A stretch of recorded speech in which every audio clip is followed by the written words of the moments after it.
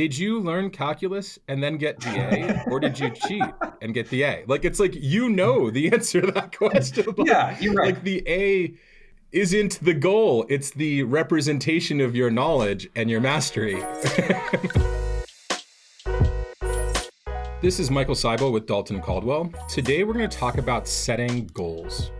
More specifically, all of the pitfalls involved in setting or trying to accomplish goals that startup founders we work with tend to fall for. Dalton, why don't you set this one up?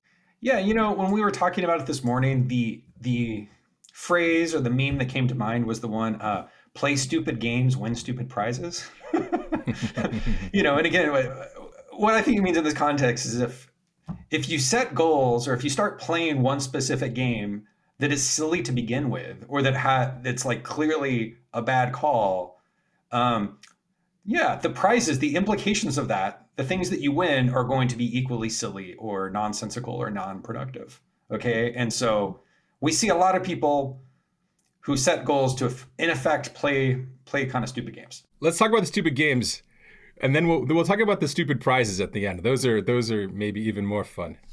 So, I think it makes sense to split this up into mistakes that people make setting goals, and then mistakes people make trying to accomplish these goals. So I would say like the first one, and maybe I'll start with the simplest, is when people set goals that are so aggressive, they aren't motivational. And they're basically missing the understanding of what the purpose of setting a goal is, right? Like, you want to motivate yourself to act smarter, faster, more intelligently than you would otherwise. And oftentimes people are setting goals that are too aggressive because they're motivated by fear. In YC, we see this all the time. And what's an example of a too aggressive goal? Like, what do you think? I can give you an example. What do you think? Yeah, I'll see a YC founder who comes into YC just starting to build their product. And they tell me, by demo day, we want to have, 30K in MRR. And we want to do that because some alum told us that, like, that's how much MRR you need in order to raise money on demo day. And it's just like, how many errors can be said in 3 sentences, is my thought. What's an example that comes to your mind? My most common example is someone that believes once they launch a product, it will immediately succeed and take off. And so it's like, we're going to spend 3 months building this app. We're going to put it in the app store. We're going to launch.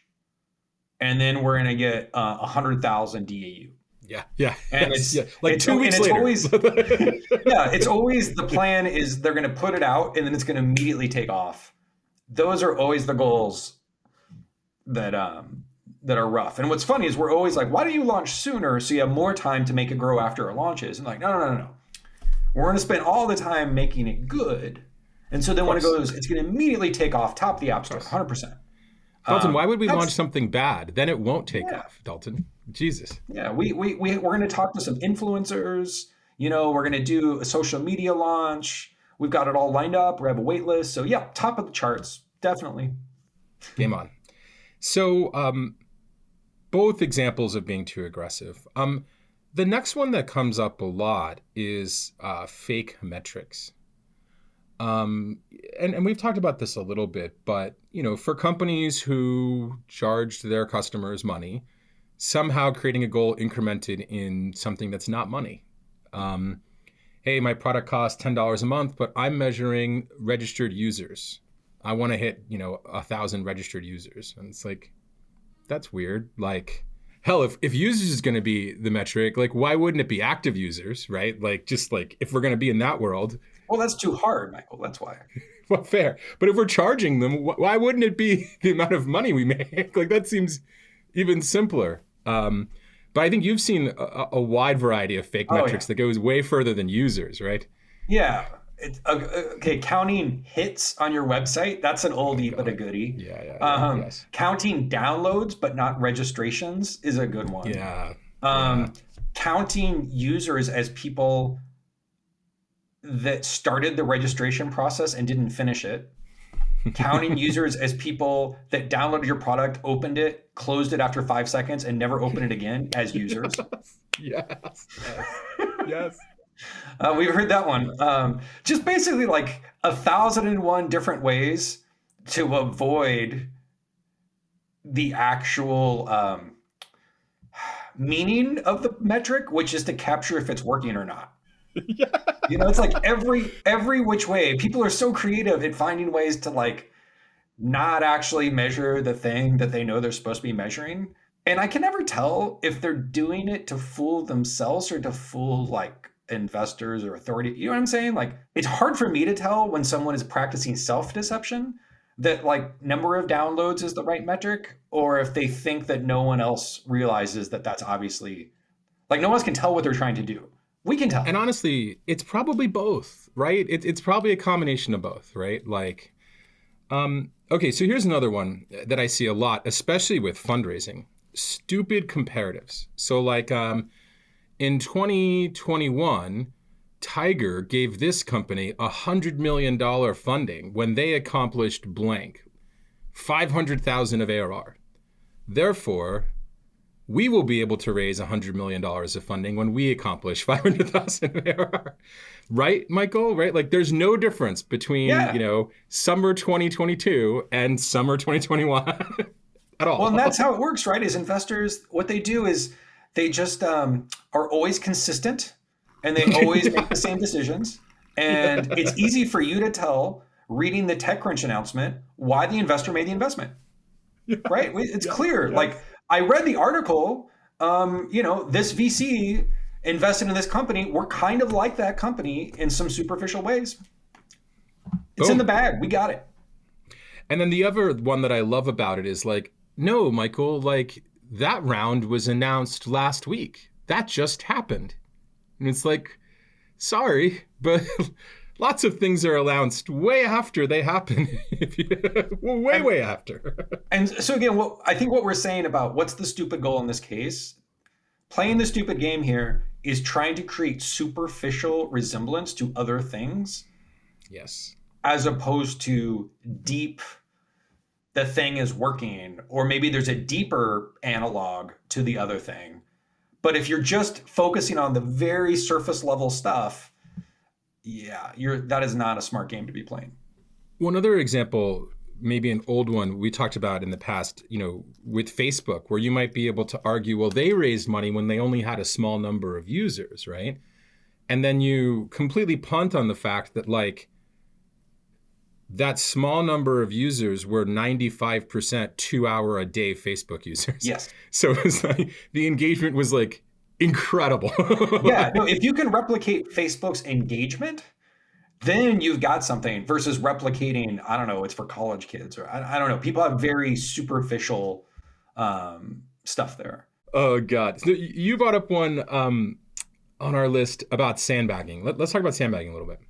Yeah, so sandbagging, I don't know how much people are used to that term. I think it's a golf term, but sandbagging is basically where you set goals that are intentionally way easy to hit with the goal of blowing them out of the water, right? So say you can accomplish something in 1 week. The sandbag version of the goal is to give yourself a month. And then when you go around and you hit the goal, you like look like a genius. And what's funny is when you are working for the man, when you are working at a company like Office Space, you're in a cube farm somewhere, it makes sense to sandbag goals. And that's actually great career advice, I suppose, is that you convince people that something's really hard to do, and then you exceed their expectations. What a great way to get promoted or whatever. Of course. However, there's a problem.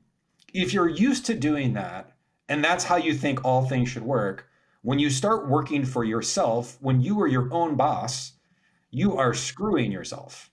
And what may be a good strategy to like rest invest working at Google or Facebook and to just do as little work as possible by sandbagging goals and working 3 hours a week or whatever people do. When you're the boss, do you see how that's like not great? Well, and you better believe that big company you work for didn't have that culture when it was starting. Yeah, the founders of that company were not doing that. No. All right, let's talk about accomplishing goals. So, okay, let's say I set a good goal, right? I'm a post-launch B2B SaaS company with a couple users, and I am setting a goal of getting my first 10 paying users, right? Great, like we're in the right ballpark. Let's hear about how people screw up accomplishing goals and somehow kind of still play the stupid game? Right out of the gate, it's the way that you accomplished it is something that you know in your heart is not like what's the word I want to use? Kosher? I don't know. What word would you use there, Michael? Like, I like using the word cheating. Like, it's like you're taking a calculus test. Did you learn calculus and then get the A, or did you cheat and get the A? Like, it's like, the answer to that question. Like, yeah, you're right. Like, the A isn't the goal. It's the representation of your knowledge and your mastery. Like, if you didn't learn something when accomplishing the goal, maybe you didn't accomplish the goal. You can fool investors, you can fool co-founders, you can fool a lot of people. Yeah. Yeah, people are very trusting. And so I think the mistake people make is they think that because they fooled people in a short term, they know something. They didn't hit the goal. Yeah. They're like, what I actually did was I got my friends and family to do blah, blah, blah. Or there's like something where you're like, we cheated. But no one else seems to be aware of it. So you're like, well, I guess this worked. I guess this is how this goes. So another way that people screw up the accomplishing goals is not understanding how to take the L. Okay, maybe you set the wrong goal. And instead of realizing that and setting a new goal, you cheat or do one of these other tactics to try to accomplish it because you feel as though not accomplishing your goal is a failure in of itself. Man, I find founders screw this up constantly. It's like, you don't have to assume you're going to be good at setting goals. Like, you can give yourself some slack, assume you're going to be bad at it, and like, you can adjust over time. You can set better goals over time. You can not accomplish your goals and learn from it. There isn't this, sometimes in YC, I think people feel this like, oh, we're grading them on whether they accomplish their goals. And it's like, first of all, we're not grading. We're not your teacher. We're not your boss. And second of all, like, your job is to work on the hardest problem in your company. Like that, like if you've made progress on the hardest problems in your company, you're doing well. Like that's the whole gist of this. It's not like, oh, did you like release that feature when you said you were going to, that no one's going to use. Oh man. And then you talk about excuses a lot. How do people screw that up when they don't accomplish their goal? I just notice a lot that when folks set goals and are not able to hit them, that's okay.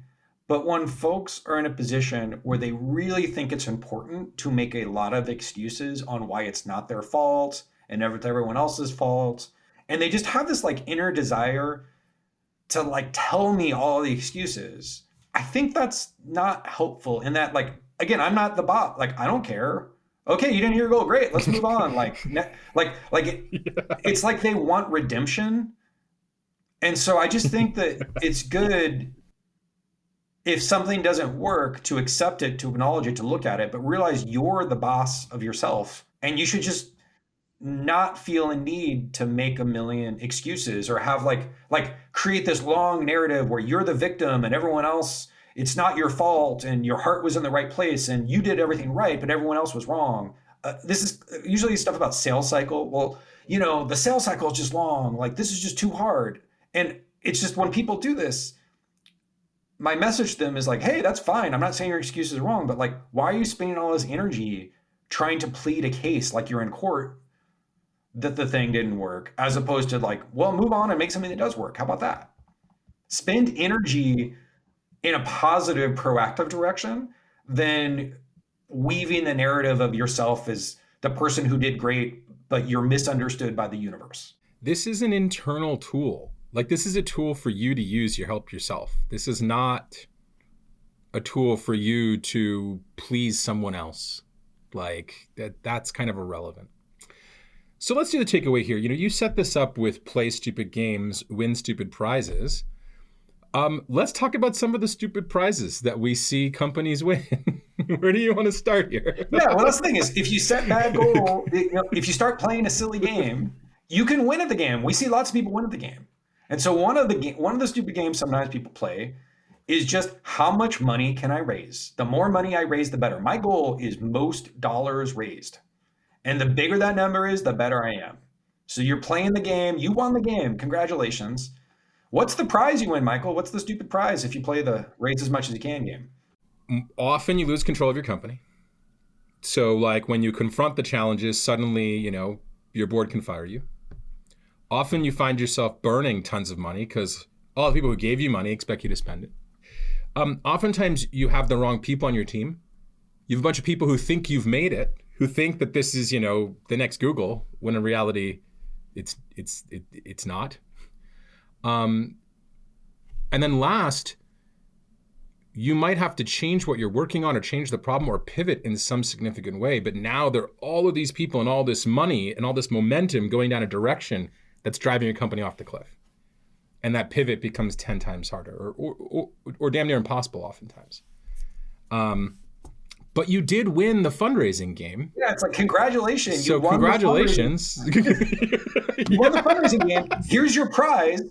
You have a messed up company that shouldn't have raised all the money, and you've got to dig yourself out of a disaster, and everyone's mad at you. Here you go. You won the prize. Have fun.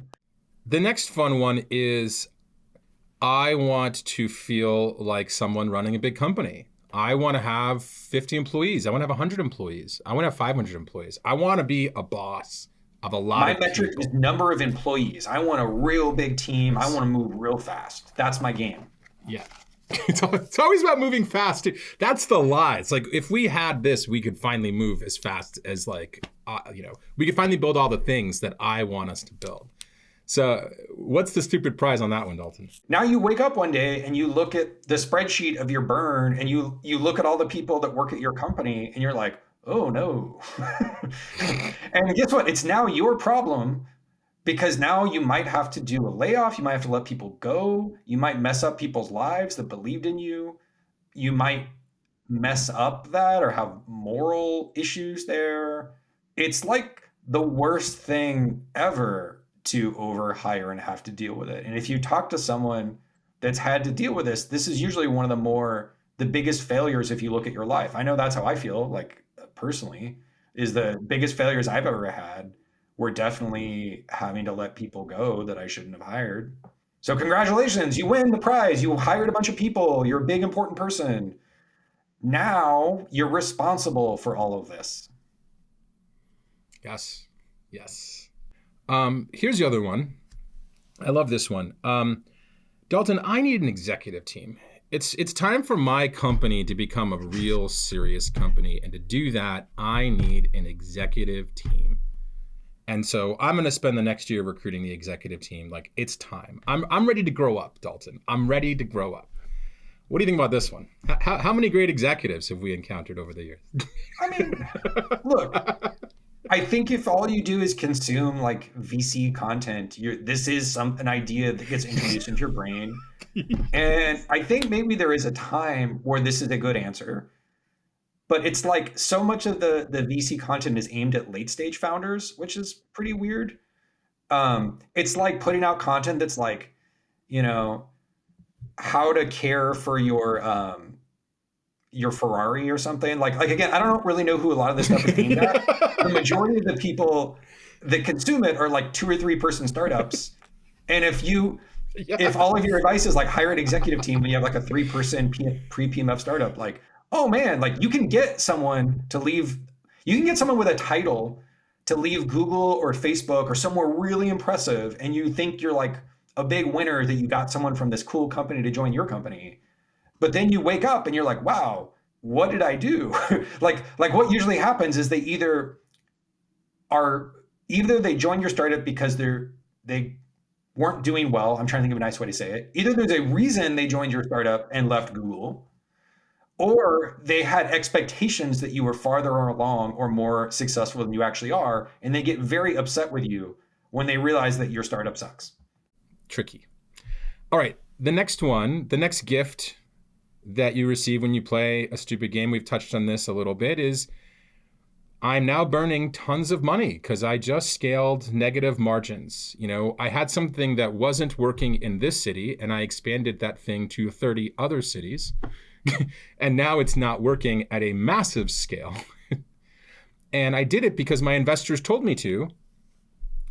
And now those investors aren't taking my phone call. And this is like so hard because I think people don't realize that either some stage of investors or at some point in your company, someone's going to pull out your finances and do basic arithmetic and ask themselves, is this real? And like eventually you will be judged based on like, is this real and sustainable? And if it's not, like, you know, hey, sometimes you even get post-IPO, but like at some point.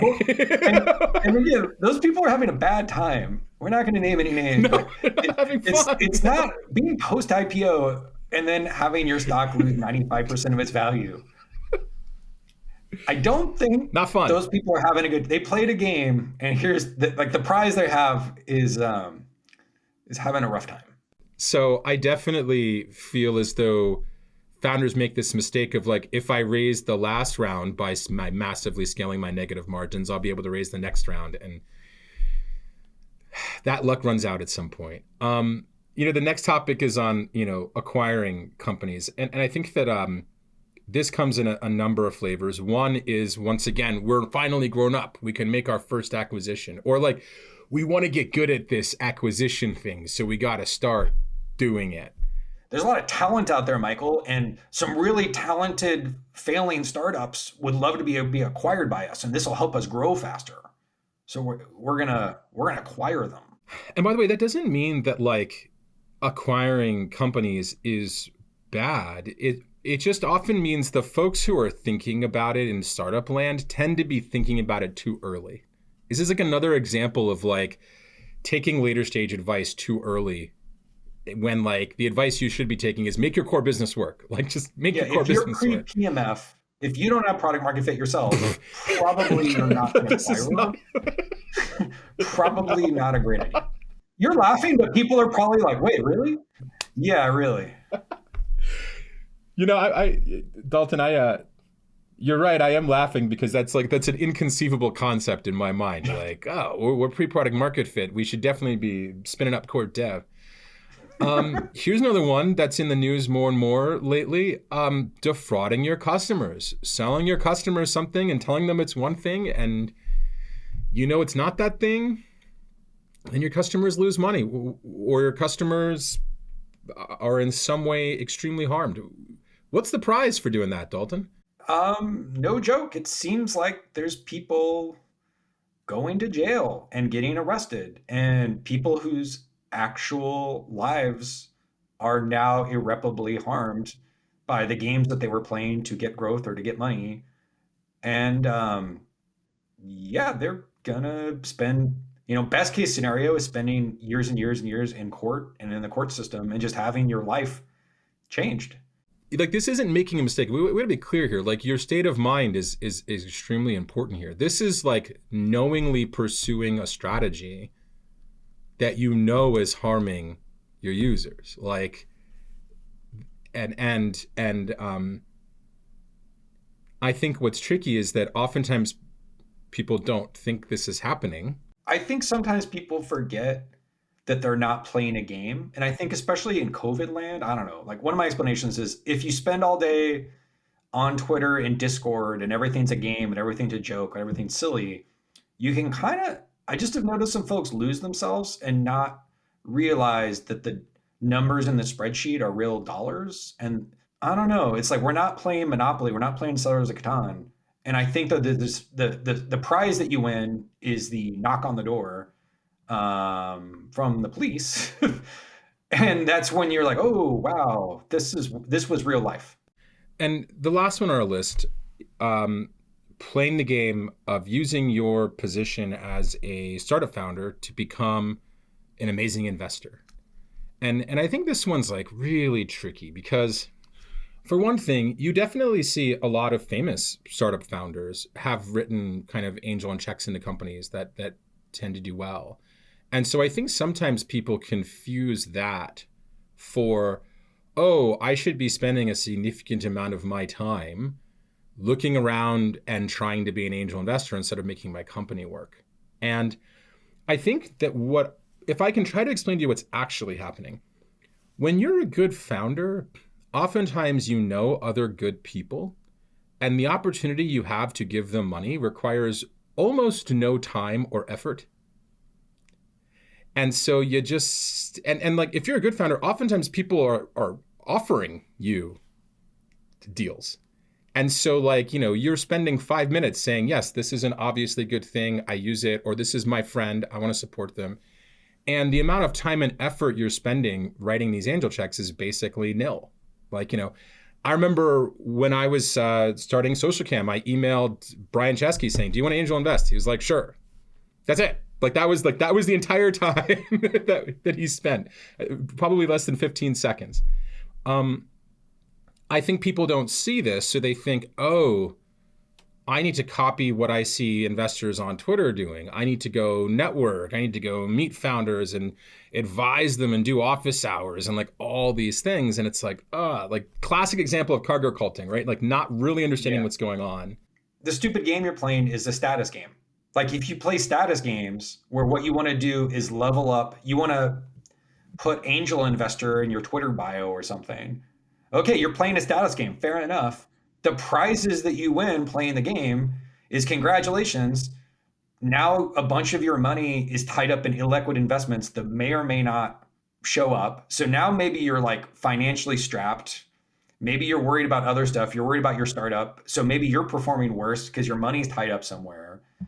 You have spent a bunch of time and stuff. You've totally pissed off your employees, whether or not they would say it to your face. That is not a great way to win awards with your team. Yeah. You're a scenester. Congratulations. Yeah. So I think to wrap this up, right? Sometimes founders don't think enough about the bad consequences of the games they're playing. And once they really do the whole logic tree down to the end, they'll realize that maybe it's not worth playing those games and you might as well just build a good business. And even if that's a tricky message for you to internalize, think about what you're teaching your team if you're making these mistakes, right? Like they will copy what you're doing because you define success in your company. And so even if you're like, oh, for me, this is cool, right? Like, perfect example, if becoming a status-seeking angel investor is like what seems cool in your company, people in your company can start trying to do it instead of doing their work. And so if they see you fudge numbers, make sure, people in the company start doing it. They like, it's kind of like a little bit, we're both parents. It's kind of like, hey, like, if you don't want your kid to be a screw up, you don't do screw up shit in front of them. Like, it's like a pretty simple, like 1-to-1 here. And on the flip side, to kind of end with a positive note, some of our best companies get so good at goal setting and accomplishing goals that they move faster than we would ever imagine possible. Like they are just machines at doing this well. And I would argue that most people don't start doing this well. Most people who focus on setting goals and accomplishing them get better at it over time. But man, the rate of improvement is sometimes shocking.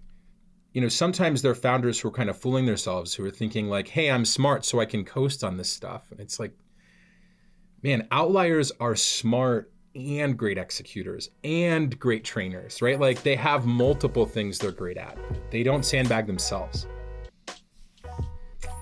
Any other thoughts here, Dalton? I think we're good. I think it's well said. Thanks, man. Awesome. Talk to you later.